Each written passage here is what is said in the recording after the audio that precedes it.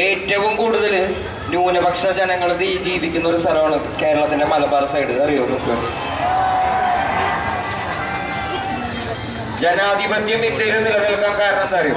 നമ്മളെ പോലുള്ള ന്യൂനപക്ഷങ്ങളാണ് ഇല്ലെങ്കിൽ ഉമ്മരെ എന്നെ നമ്മളെ കഴിച്ചിട്ട് പോയവന്മാർ. മനസ്സിലാവുന്നുണ്ട്? അതിവിടെ കസാര ഇട്ടിരിക്കുന്നവർക്കും കാണാൻ വേണ്ടി 2 കാലം മണിക്കൂറായിട്ട് നിൽക്കുന്നവർ മനസ്സിലാവുന്ന ഒരു കാര്യമാണ്.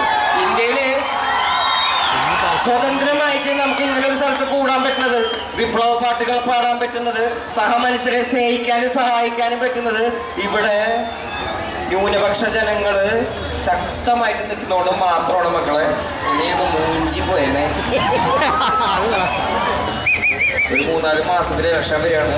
നോക്കി വോട്ട് ചെയ്യുക, നോക്കി വോട്ട് ചെയ്യുക, നോക്കി വോട്ട് ചെയ്യുക, നോക്കി വോട്ട് ചെയ്യുക, വോട്ട് ചെയ്യുക മക്കളെ. 18 വയസ്സായാൽ വോട്ട് ചെയ്യുക മക്കളെ. 18 വയസ്സായാൽ പക്ഷെ നോക്കി വോട്ട് ചെയ്യുക, നോക്കി